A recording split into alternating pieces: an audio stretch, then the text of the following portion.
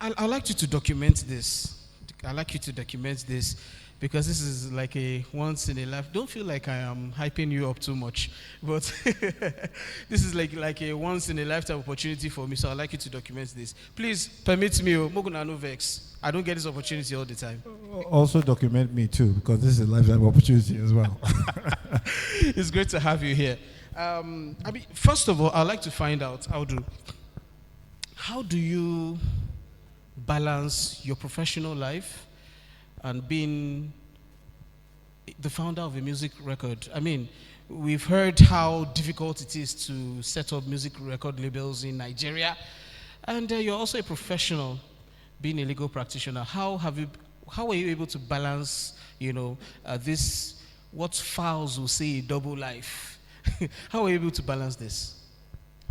Well, thanks for having me, first of all. How's everyone doing? Hello? The energy is low. The energy is low. So we're going to try this again. How's everyone doing? The energy is low. Let's do it one more time. How's everyone doing? That sounds better. First of all, thank you for having me. I think when people ask that, I don't think there's a lot to balance. God created people in twos. You have you have two nostrils, you have two hands, you have two eyes. There's almost twos in everything. So you can actually be a professional, also follow your passion and balance them out in a sense. And I think in my circumstance, I happened to grow up in a family of lawyers. So my father was a lawyer, obviously, so I grew up with that. And seeing him leave work every day in that fancy, the wig and gown, I always wanted to wear that. But in that same family, my father was in the choir, and my mother was in the choir as well. So music was always part of my upbringing. My father probably had a collection of 2,000-3,000 cassettes when we were growing up. So I had the opportunity to listen to music from all around the world. So it just made sense that when I wanted to pursue my legal career, I wanted something that was distinct from what he had done and something that was exciting. And I thought that the creative industry was something that had a lot of potential, that could hire a lot of people, and that could also culturally reinforce, our values. So it wasn't that difficult at all, because in a sense, while I'm working, I'm having fun, right? And I think that's the best job in the world. If you're doing something that you would have done for free and somebody's paying you, then hey, you have the best of both worlds. So it hasn't been that difficult balancing both. That's nice. You mentioned that your father and your mother were both in the choir. Were you ever in the choir? No, my voice is terrible. I can't sing, so nobody invited me. If I was in the choir, the choir would have been finished. But you played an instrument. I played, yeah. So my father got us a music teacher. So we had a piano. I had a piano when I was 11. So I learned how to play the keyboard, but I was too lazy to be disciplined enough to play it properly as well. So I just went the wrong way. Okay, so let's talk about the industry where you were active, for a very long time. I mean, thanks to you, we had the likes of MI, we had Ice Prince, Jesse Jags, and the rest of them. I mean, these people obviously revolutionized the music industry compared to what we used to have in the past. For you, what was that journey like, going into the creative industry for you? What was the journey like? So let me go back. So I grew up in Lagos. My father actually left the High Court and moved to Lagos as a commercial banker. Moving to Lagos, there was a lot of stereotypes. I don't know how many of you here have lived or worked in Lagos, but there was a perception then that if you're from the north, you are not smart, you're not educated, you do not have any real talent. Does anybody connect with that? Nobody? Anybody? Yeah, it's a perception because they'll say you're a malam, right? So people just always downgraded. Or an aboki, which is a derogatory term. But for me, I felt that being in Lagos opened opportunities for me to learn things that I may not have learned from being out here. And I just wanted to be able to create value. So when we started thinking about Chocolate City, it started when I was in the University of Jos. And when I finished Jos, I was in the law firm of Chief Afe Babalola, SAN & Co., which at that time was probably one of the biggest, most prestigious law firms in Nigeria. And we wanted to create something that was our own, because the perception was like, if you're not from the West, you can't make it. Indeed, even today in this Kaduna, in the northern part of Nigeria, we look down on the creative economy as if it is for jokers. I remember that when I was leaving my job, my boss told me, Audu, you're a lawyer. How can you be following all these artists up and down?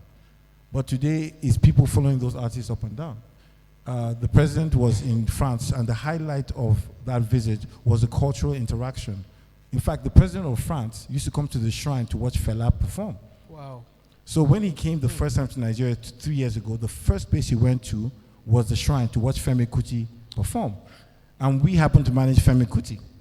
So it's funny that the northerner, right from Kaduna State down in Gwarimi here, is the person managing some of the biggest acts there.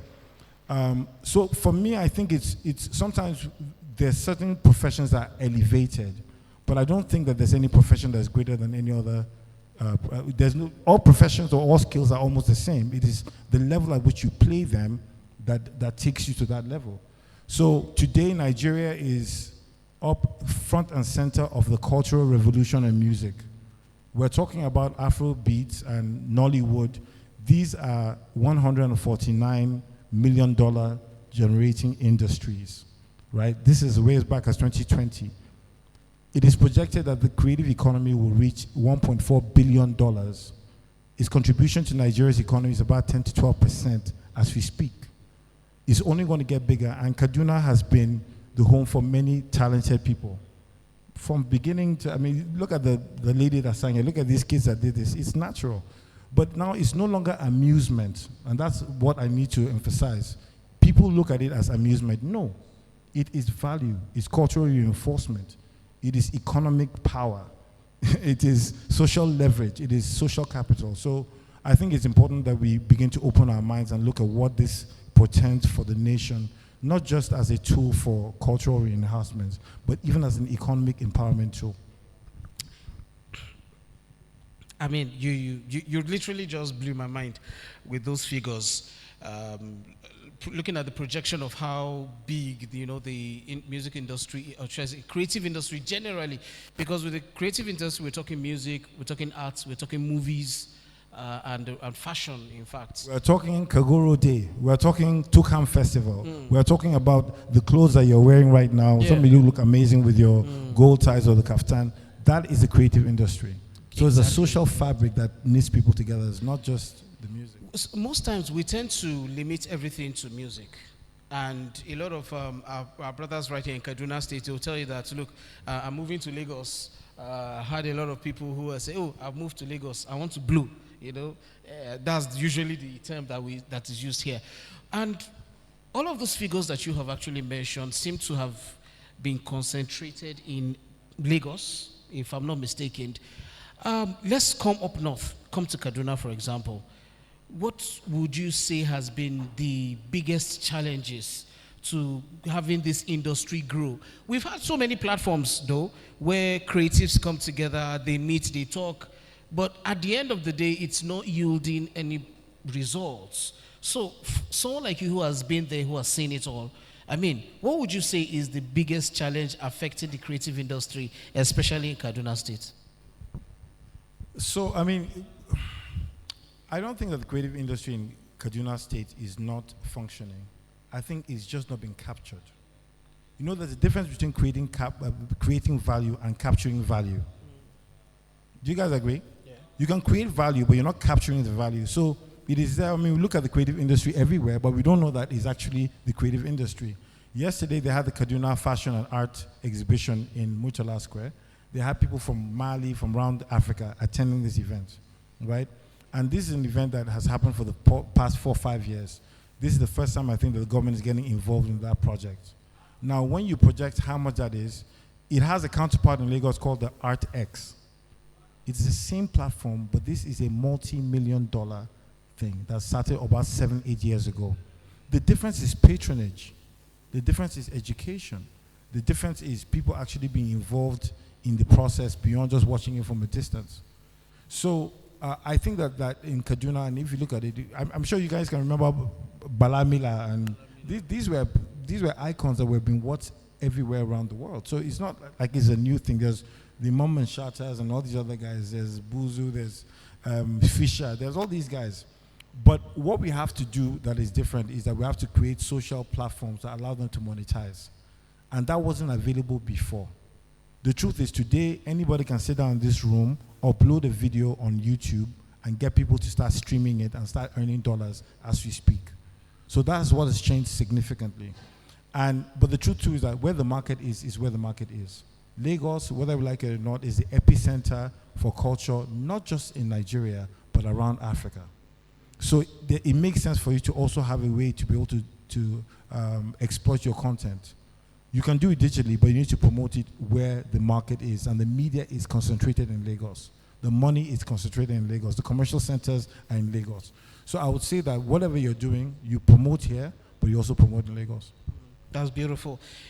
One more thing that has been bothering me is the fact that we also have beautiful festivals that happen, in Kaduna State. Sometime in a few weeks' time, we'll have the Chong Duftil event, which is a celebration of Southern Kaduna cultures all coming together and all of that. But we've been having, an event like that has been holding for the last 4 or 5 years. And most times it looks like that is where it stops.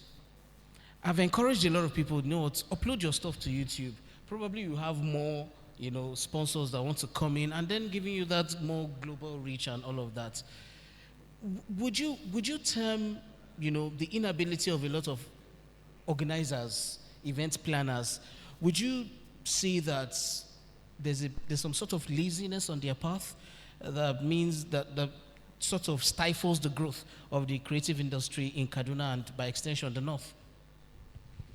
I think it's a culture, it's a mindset, it's a mental model that we have created that we think we have written that as unserious things. That's just the truth about it. Most of us just still look at the creative industries as not a very serious thing. When you think about it, a cultural dance troupe, for example, they dance on the stage. When they finish, bye-bye, nobody even gives them anything, that's it. But what we don't understand is that the identity of a people is ingrained in the DNA of their culture, and which evolves over time. So the reason why Nigeria has, and I'll shock you, let me give you some statistics. Do you know that with the rise of Afrobeat and Hollywood, there is a 10% increase in the investment in Nigeria because of the perception? When you think about America, what do you guys know? How many of us have been to America here? Put up your hand. I'm sure it's not 100%. How many of us have been to China? Not 100%. But we all know China. Why do we know China? We know their culture. We know how they look, how they dress. We know how Americans talk. We know their accents. So what they did was they exported their culture themselves through that. And that's why people say, I'm going to China to go and buy something. I'm going to America. Because they sold themselves through their culture. But do you know what's happening now? For the first time, people are saying, I'm going to Nigeria because of the culture, because of the Wizkids, because of all those names, because of the Hollywood people, because of our food, because of our fashion. People are actually going to Kano to buy the best leather in the world. They take this leather to Paris and they sell it to you as a $2,000 bag. So the truth is about us educating our people and giving them the resources that they need to be able to export and refine the product and sell. If all we're doing is creating a raw product, nobody's going to buy it. And what they keep doing is that they keep taking our culture and they're monetizing our culture to our detriment. Now, we've talked economic and, monetizing, the creative industry a lot. Now, let's talk about nation building itself. Now, when we think about nation building, what comes to mind is having a nation where, justice, fairness is there for everybody. Everybody's carried along. Everybody feels like they are part of the nation. What role can the creative industry play, in reorientating Nigerians about the need to be patriotic to build this nation? So, earlier on the platform, I had the privilege of listening to the former DG of National Orientation, Mr. Mary, and of course the Honorable Minister as well, former Minister, who have played significant roles in national orientation. I think during their era, the entertainment industry and the creative industry was at its nascent stage. It wasn't as developed. It didn't have as much of the wings that it did. But when you think about somebody like Fela, what role did Fela play in the consciousness of people? When you talk about fouls, what role is he playing in talking about positive and serious things and adding that with social justice? Rezi talked earlier on about people going to Very Dark Man and going to, Brekete and things like that. Is that the culture has shifted, and that's what we have to understand, that the power now is in the phones. And these phones give us data, they give us real-time communication, they give us access to everything in real time. And what we have to do is be able to use it to leverage our messages to people. I'll give you a simple example. I was on a panel a couple of months during the UN General Assembly in September, and they were talking about moving from solar to encourage people to buy solar energy to reduce NEPA costs. Because now PHCN Band A is so expensive. We're talking about issues with electricity and how much it costs to refine petrol and all that. And we're talking with one of the DGs on the panel, and I said, listen, the creative sector is the easiest way to do so. Do you know why? Because if today, Two-Face or Wizkid, somebody says, you know what, I will start using a solar panel by such and such because it saves me 50% of my budget, the whole nation in a phone will see it. It's more powerful than a government official talking about the same thing. But I think that, again, we're not leveraging it for the right purposes. Sometimes we're using it for, selling products, selling Omo, selling drinks. But there's much more we can sell. And there's smart ways that we can actually smuggle our message in such a way that becomes a social fabric. Do you know how powerful hip-hop music was in influencing how black people behave in America? Do you know how powerful soul music was? Marvin Gaye was a big protagonist of emancipation, and he did it through songs. So I think that there's a way we can do it, even in the stories we tell in our Nollywood movies. If we stop talking about wicked stepmothers who are trying to kill their sons, and we start talking about how solar, for example, can save and create jobs, if we talk about the ripple effect of corruption through stories, you'll see that there's a different effect on people than just talking about it. So I think that there's a lot that can be done. And when you think about creative and you talk about nation building, the nation is built by culture. And what is the culture? The culture is what people say and repeat over and over again and becomes a way of life. So if we can get people to repeat and think about these things as a way of life, you'll see that there's a change over time. It will not happen today, but the creative industries is a smart tool for propaganda. It's how we use it or not. It's up to us. Awesome. And I think one more question that I have here on my mind is talking about the challenges that the creative industry faces. What are some of those challenges that it faces in being that tool to reorientate Nigerians and to build our nation? So I think this is really key, and I need to emphasize this for people that don't know. If you are a young person and you are interested in the creative industry, there has not been a better time in the history of the world. I repeat, there's not been a better time in the history of the world, and especially in Africa, to be part of that creative sector. Now, as we speak today, there's over $2 billion available for the creative sector by Afrexim Bank. There's $163 million available through a project called the iDice by Bank of Industry. There's another $100 million available from the AFDB. And these sectors include AI, design, architecture, fashion, film, music, gaming, esports. These are funds that are available today. For the first time in the history of Nigeria, we have something called the Creative Economy Ministry. And their job is to focus on creating wealth in the hands of young Nigerians. My concern, and one of the things that I'm focused on doing over the next couple of years, is making sure that Kaduna becomes a core participant in that largesse. Because what's going to happen is that you'll find that at the end of 4 years, all these monies have been gone, and guess who gets the money? Lagos, Port Harcourt. And meanwhile, the brilliant people are right here in this room. So I encourage you, next year we turn 20. My company is 20 years next year, and we're launching a fund. We've actually announced it. We're raising $1 million to put into the creative sector. 50% of that is going to go into females, and the other 50 is going to go to regular people.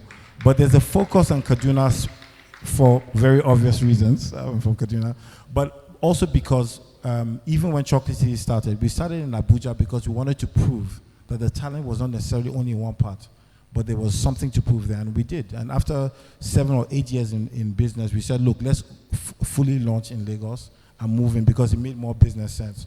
So I implore you, there are many resources. Please check the Afri-Exim Bank website. Please check the Bank of Industry website. They are giving these monies to creative entrepreneurs.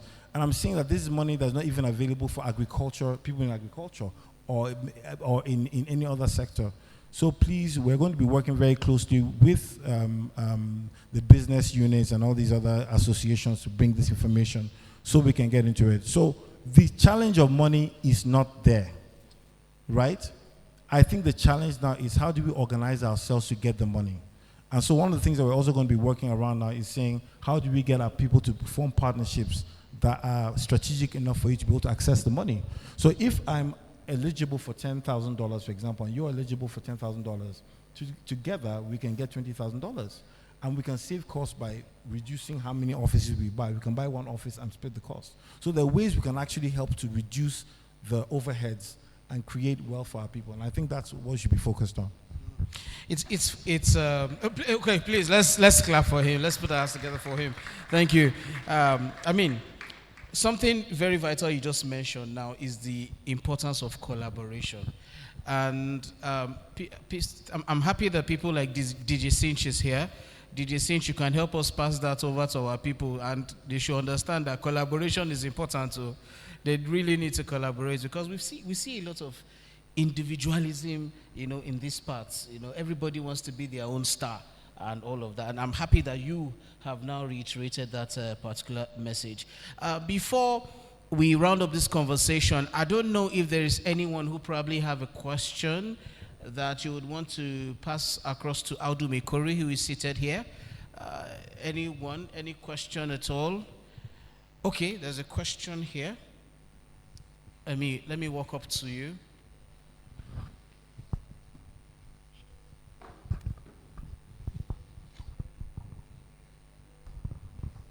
Good evening, everyone. My name is Shetu Barugo. First of all, before I ask a question, I need to say, I didn't tell this story about this great man seated there, Mr. Audu Maikori. He's a brother, an elder brother, who has been there for me, who believed in me, and we can see why he's saying what he's saying, because he believes that the youth is the future, and he believes that if we believe in people, they can actually be great, they can actually do great things. I have a story to tell about Audu Maikori here. Some years ago, I was to attend an event called She Leads Africa. And I had applied for, it's a women empowerment program. And I told him about it, and I said, honestly, I can't afford to attend this program. He said, no, just go. I'll find a way of getting you in there.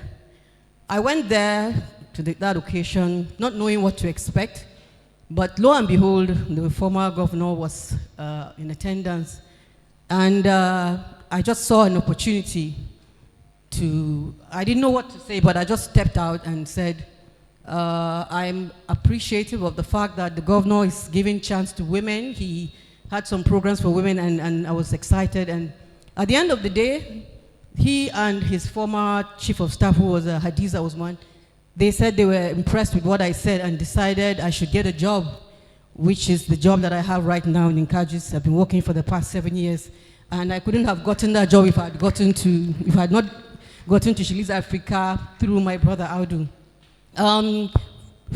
Back the year he was to get married, he met with, he's a friend to one of the biggest event decorators in Nigeria, Funke Bokno. And she met him in the airport and said she wants to do his wedding. And he said he has a sister who's into events, and he thinks she should do his wedding. And that was how I got the job of the best decorator. And, so this man here has done a lot in my life, and I when I saw, my husband called me and said, Audu is on TV. They're talking about the creative industry. The Chocolate City is going to do. I called everybody that I know. I said, go and check Arise 360. Something is happening. Southern Kaduna, wake up. The youth, wake up. Come and watch what Audu is saying. We have a lot of creative people that are good in the creative industry. So there's a need for us to key into what he's about to do. You know, so when I heard he was going to be at this event, I was so excited. I chatted him. I said, I have to be here because I have to tell my story. I have to get people to understand that there's the need for us to wake up. So back to my question now, sir. What platform are you going to provide for, especially those of us in the grassroots? Because I believe a lot of them are there. They don't have the privilege or the opportunity to showcase themselves. So what platform are you going to create for them to be able to come on board? That's all. Thank you. Thank you. Thank you very much. Any other question? Anybody? Okay.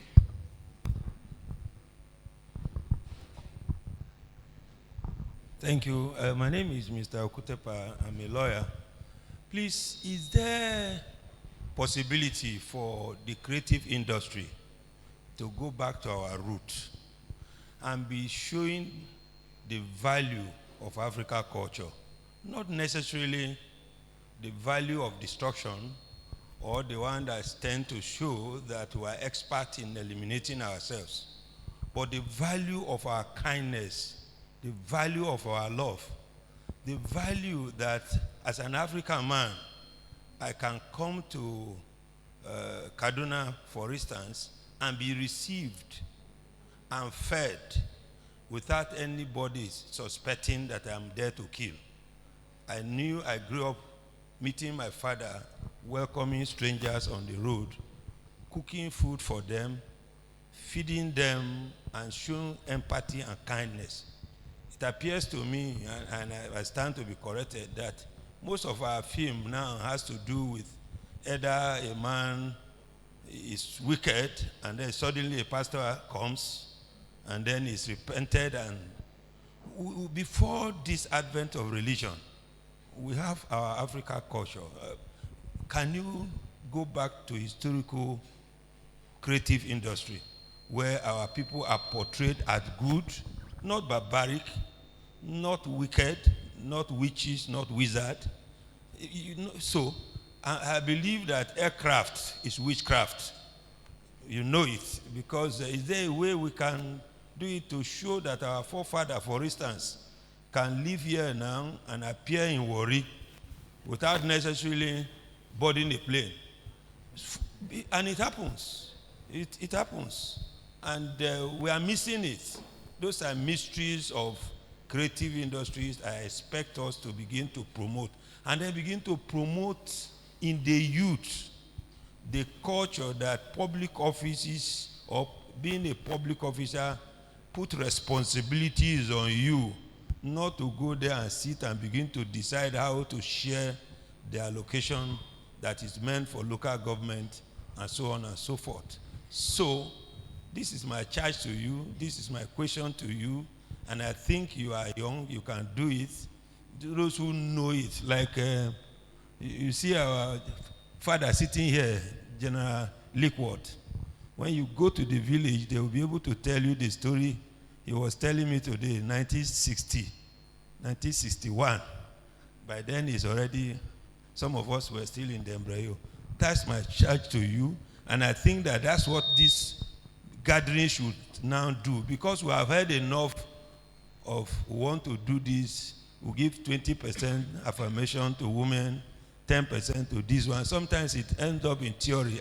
I want to see practical creative industry, not theoretical one. Thank you. Thank you, sir.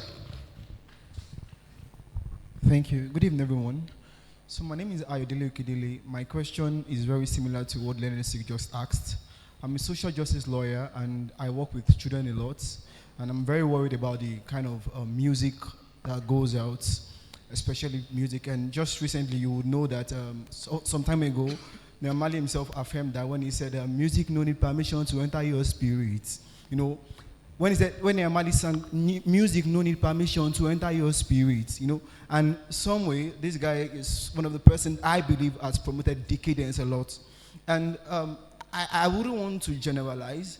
I would ask that, how do you as a person, your organization, Shukuli City, ensure that you have values, ethics, through which all the music that comes through your organization pass through to ensure that, yes, we are actually promoting the right thing, we are promoting the right culture. And if your organization does, how have you been able to influence people around you, your fellow record label owners, to ensure that, because yeah, how have you been able to ensure that they keep these values in check, and music, anything that is going through them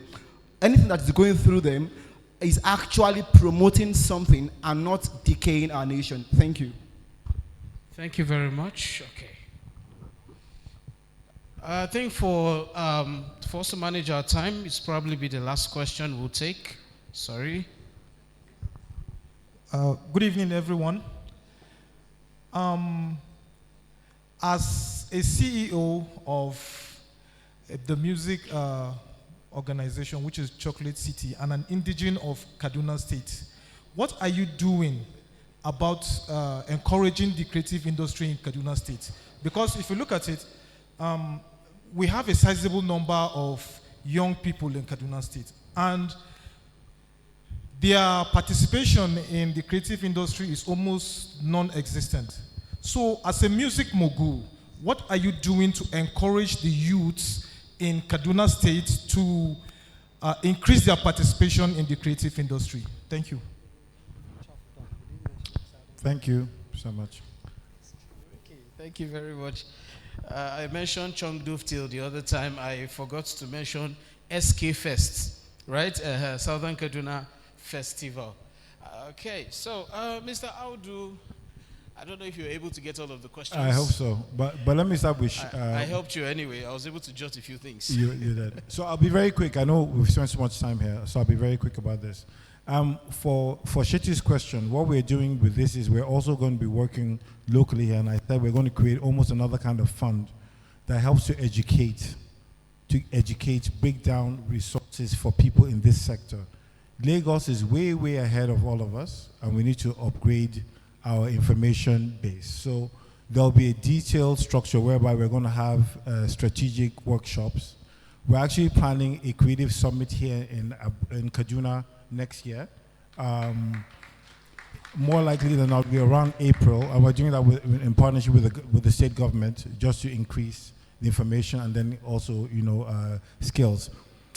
There's something that I heard when I was having a conversation. I heard that Google had a training, and they were trying to get a lot of young people to get into it. Is a AI training thing, and we had very, very low participation from Zone 3.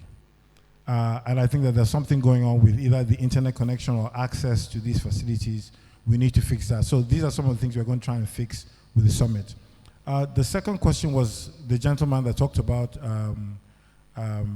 cultural creativity industry and making sure it's more grassroots.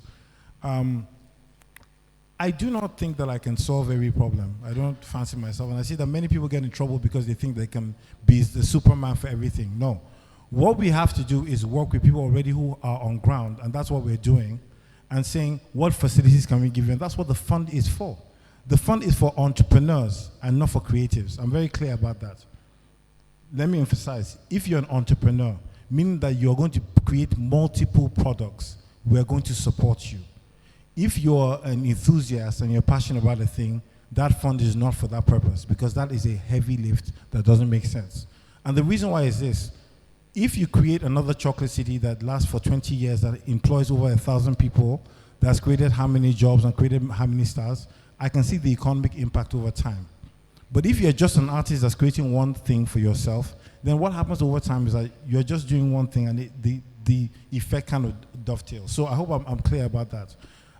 To the gentleman asking the question around what has Chocolate City's plans to do, Chocolate City actually launched a record label called Up North Records. It signed people like Classic, DJ Cinch, there are a bunch of other guys that were on that label. it didn't do well. The local patronage here was difficult. As a businessman, I have a duty to my shareholders. And so if the market is not taking it up, you try, you promote, you put money. If it doesn't work, you can only pull back. And that is why what we're trying to do is fix the fundamental problem, which is what are the facilities that are needed in the first place to create that talent. And that is what the fund is for. If you have a recording studio, you want to produce people and refine that, we're definitely going to fund that. So I hope it explains our position. Our position now is to create platforms for people and not go into individualism, or else we will not achieve anything. And I think the last question to the gentleman around ethics and how we curate the messages, that's not our job. Respectfully, that's not my job. My job is to give them the best platform to be the best versions of themselves. After all, Fela 30 years ago was abused and locked up for the same music that was said to be vile. Today, what do we say about Fela? He's an icon. So we do not know where he's going to go to. And so our job is to say, do the best thing. As long as you're not promoting killing or racial hatred, the market will do what the market wants to do. And that's something we have to learn about business. Business is not emotional. Business actually reacts to the market, and that's what we're going to do. Thank you. Thank you very much for your questions. This one was handed over to me and says, the Southern Kaduna Festival, that's SK Fest, debuted last year. And it is now an annual event aimed at promoting the different cultures and unity of the Southern Kaduna region. How can a big brand like Chocolate City Group, which is also a homeboy, partner to promote SK Fest and by extension the Southern Kaduna region to the world? Thank you very much, Ango Bali, for this question. Yes, really quickly, we sponsored the Kaduna Festival yesterday. We were sponsors for that. We're sponsoring Hip Samba, which is Vian and some other things, and we're open to sponsor. If it's the right platform, we definitely will sponsor, but it has to also be timely, it has to also align with our values, and also has to be able to produce some sort of value. Otherwise, we won't do it. We're happy to support them in any way, and that is a commitment as Chocolate City we're making in Kaduna specifically over the next couple of years, that we'll put not just the money and the time, but also mentor people and give them the networks for them to be able to scale. And if we keep doing that and we can encourage other people to do the same thing, trust me, in 3 years' time, Kaduna will be a different place economically for all our people. Thank you. Thank you very much. This is all rounded up. Thank you very much to Audu Maikori for speaking with us. Thank you so much. And thank you. I hope you all got